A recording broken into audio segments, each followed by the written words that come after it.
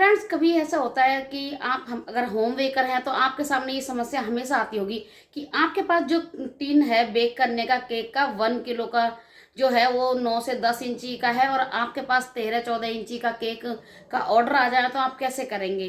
तो ये वीडियो मैं आज आपको बताऊंगी किस तरह से हम छोटा केक बनाकर बड़ा केक को हम अटैच कर सकते हैं। और कोई 2 मंजिला 3 मंजिले का नहीं है, सिंपल का जो केक का ऑर्डर हमारे पास आते हैं और हमारे पास इतना टिन नहीं हो पाती और हम वो छोटी टिन से किस तरह से हम केक डेकोरेट करते हैं। आज आप देखना पूरी वीडियो थोड़ी सी लंबी है लेकिन बहुत ही यूजफुल है, तो आप भी इंजॉय कीजिए मेरे साथ। तो चलिए बनाते हैं अपना 4 kg का सिंपल वाला केक।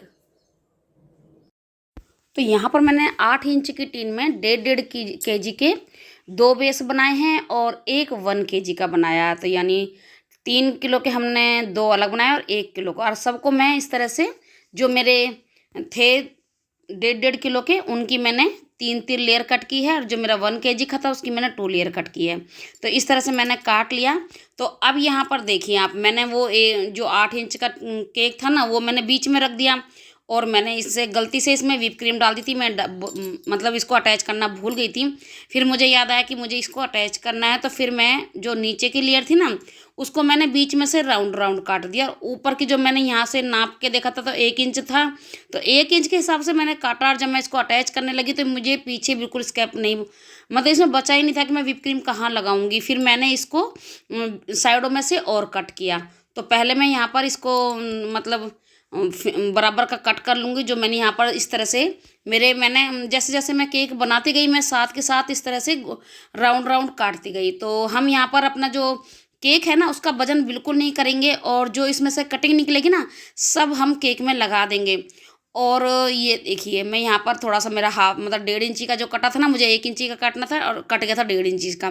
तो आधा इंची का जो मेरा ब्रेड था ना उसको मैं फिर नाइफ से पूरा कट कर लूँगी, क्योंकि फिर मैं अगर ऐसा नहीं करती ना तो फिर पीछे हम व्हिप क्रीम कहाँ लगाते, क्योंकि मेरे पास जो बोर्ड था वो 13 इंची का बोर्ड है। तो मैं उसमें किस तरह से 13-14 इंची का बोर्ड है तो उसमें मैं कैसे अटैच कर पाती, इसलिए फिर मैंने यहाँ पर इस तरह से इसको काट लिया और जो एक्स्ट्रा बच रहा था उसका हिस्सा मैं काट लूँगी और इस तरह से मैंने इसको अटैच कर दिया।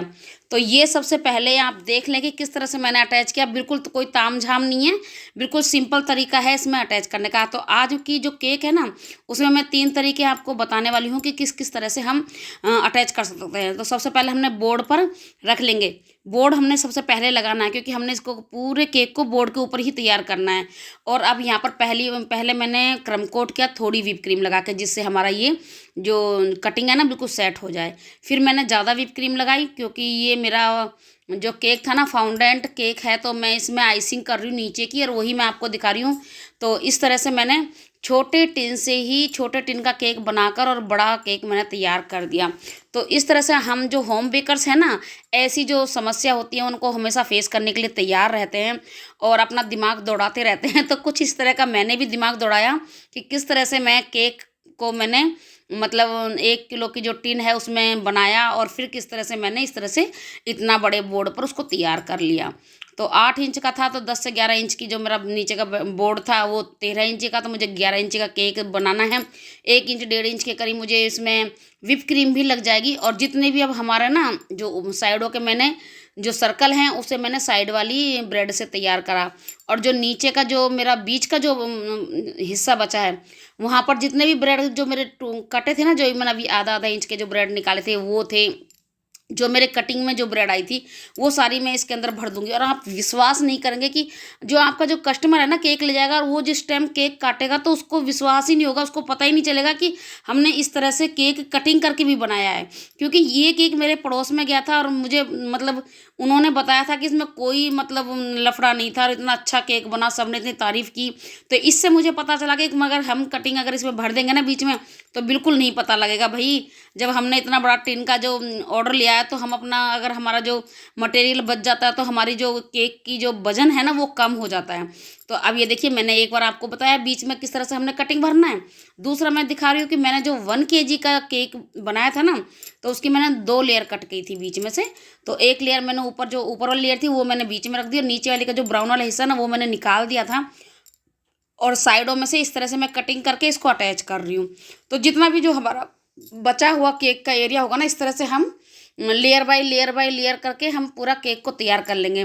तो होम बेकर्स होते हैं, उनको मतलब कितनी कठिनाइयों का सामना करना पड़ता है, इतने बड़े टूल्स नहीं होते, इतना बड़ा बोर्ड नहीं होता, तो सब कुछ मतलब हमको फेस करना पड़ता है। बेकरी में क्या होता है कि सारा सामान मौजूद होता है और उनको केक बनाना है और उनका पास सारा टोटली सामान मौजूद होता है, तो उनको कोई दिक्कत नहीं होती। लेकिन होम बेकर्स होते हैं, उनको भी अपना होम बेकर्स तो होती भी है जुगाड़ू। तो इस तरह से हमने जुगाड़ वाला ये केक बनाया है। तो आप इस जुगाड़ वाले केक को कितने नंबर देने वाले हैं, और कमेंट्स देके मुझे ज़रूर बताएं कि आपको ये जुगाड़ वाला जो मेरा आइडिया है ना वो कैसा लगा। इस तरह से हमारे जो टूट फूट है ना केक की, वो भी इसमें अटैच हो जाएंगी और किसी को पता भी नहीं चलेगा, और हमारा मतलब केक का जो वजन है ना वो भी पूरा की पूरा होगा। तो कैसा रहा, आपको ये कैसी लगी? तो इस तरह से मैंने अपनी जितना मेरा केक थे मैंने सारी लेयर इसमें लगा दी। अब हम कर लेंगे इसको क्रम कोट। तो बताइए फ्रेंड्स, आपको कहीं से लग रहा है कि इसमें मैंने टूट फूट लगाई है? बिल्कुल नहीं पता लग रहा। जैसे बाहर से नहीं पता लग रहा है ना, वैसे अंदर से भी किसी को नहीं पता चलेगा कि इसमें टूट फूट हमने लगाई है। अब मैं बता रही हूँ ना, तभी जाके सभी को पता चलेगा, नहीं तो किसी को नहीं पता चला अब से पहले। क्योंकि ये केक मेरे पड़ोस में गया था, और जब केक का मैंने रिजल्ट पूछा था और जब उन्होंने बताया था ना कि केक एक नंबर बना था, सबको टेस्ट डिजाइन सब बहुत ज़्यादा पसंद आया था, तो वह खुशी का ठिकाना नहीं रहता जब कोई तारीफ इतनी करता है, जब अच्छा केक बनता है। तो ये लीजिए, हमने यहाँ पर क्रम कोट कर दिया एकदम से। सारी जो हमारी गलतियाँ थी ना सब हमने इसमें छुपा दी है अंदर की तरफ। तो अब हम इसकी आइसिंग करेंगे। तो आइसिंग के लिए मैंने यहाँ पर लिया है हल्का सा येलो कलर। तो क्योंकि जो मेरे पास केक का जो थीम आया था ना वो इसी रंग का था, तो यही कलर उन्होंने मुझे दिया था। तो मैंने कलर में कोई मतलब मिस्टेक नहीं करा, जिस जो कलर उन्होंने बताया मैंने वैसा ही कलर बनाया। तो फ्रेंड्स, इस केक की जो पूरी वीडियो देखनी है ना, तो मेरी आने वाली वीडियो ज़रूर देखें, क्योंकि इस केक का जो डिज़ाइन है, मतलब इस केक का जो ये जो मैं केक बना रही हूँ ना, ये फाउंडेंट केक मतलब अंदर से क्रीम वाला है और ये साइडों से भी क्रीम का रहेगा। सिर्फ इसका जो टॉपर है ना वो फाउंडेंट के हैं। तो आप ज़रूर मेरी आने वाली क्रीम वीडियो को ज़रूर देखें और उसमें देखें कि मैंने किस तरह से फाउंडेंट बनाना सिखाया है और केक को किस तरह से फाउंडेंट मैंने अटैच किया है, और कितनी देर में हमने अटैच करना है ये सब मैं उसमें बताने वाली हूँ। तो यहाँ पर मैंने ये मतलब जो केक वह हाइट वाला केक के लिए जो टूल्स आते हैं ना, वो मैंने अभी थोड़े दिन पहले मंगवाए थे, और ये मेरे पास ऑर्डर आ गया था। जो इससे पहले जो मेरा ऑर्डर था वो मैंने मतलब गत्ते से बनाया था, तो उसमें इतनी फिनिशिंग नहीं आई थी, तो इसलिए मैंने ये मुझे मंगाने पड़े। तो ये देखिए, मैंने इस टूल से जब इसका जो मतलब जब तक सफाई ना आ जाए, मतलब केक की क्या है कि टूल्स को हम बिल्कुल केक से अटैच करके जब तक इसको घुमाते जाएंगे तब तक इस केक के अंदर फिनिशिंग अच्छे से नहीं आ जाए, सफाई अच्छे से ना हो जाए। तो जब तक हमारा केक एकदम से जो क्रीम है ना लचीली ना हो जाए और इसकी फिनिशिंग ना आ जाए, तब तक हमने इसको अपना जो टूल्स है ना इस तरह से घुमाते रहना। ऊपर थोड़ा सा ये उठा हुआ लगेगा आपको, तो अपना पैलेट नाइफ आप खड़ा करके ऊपर की भी फिनिशिंग दे सकते हैं, बहुत अच्छी फिनिशिंग आएगी। तो आपको केक कैसा लगा ज़रूर मुझे कमेंट्स देके बताएं। फिर मिलती हूँ एक नई रेसिपी के साथ, तब तक के लिए bye bye and take care.